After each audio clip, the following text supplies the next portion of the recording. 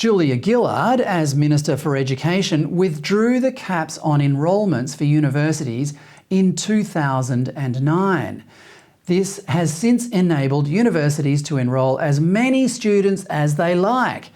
The government underwrites the cost, then sends the bill to the students once they've graduated and supposedly become high-earning taxpayers. It sounded good in theory, but in practice, it is as crooked as Hunter Biden taking a holiday in Beijing.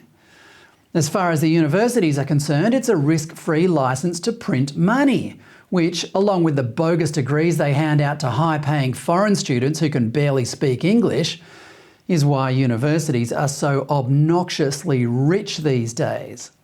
Australian university vice-chancellors are among the highest paid in the world, often earning more than $1 million a year.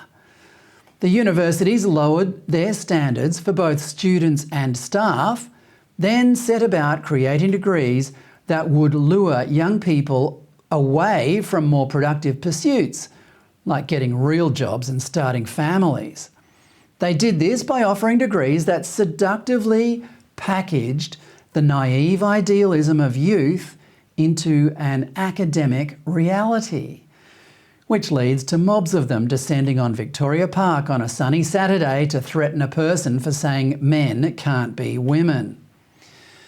The crunch comes when they try to use their useless degrees to get a job. They can't.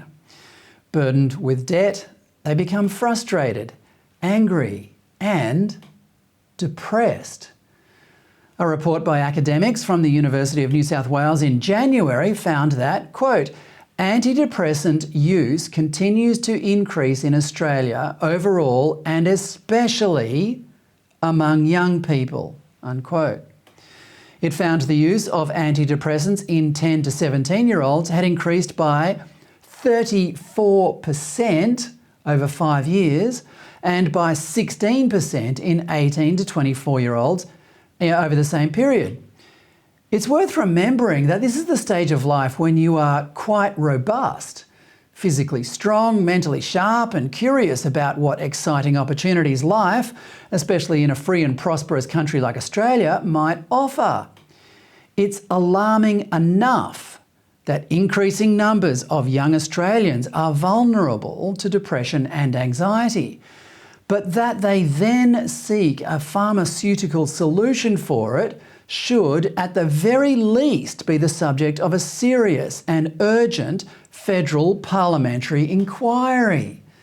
Of course it's not, because if the so-called COVID pandemic taught us anything, it is that the federal government is in the pocket of the pharmaceutical industry and will do nothing that diminishes the profits it makes, even from vulnerable young people. It's also tempting to dismiss this as the temporary waywardness of youth, and that these kids will reform their lives when reality hits, as it surely will.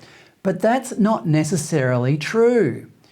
What happened in Victoria Park on Saturday is emblematic of where our entire culture is going. And to put it bluntly, it's into an abyss.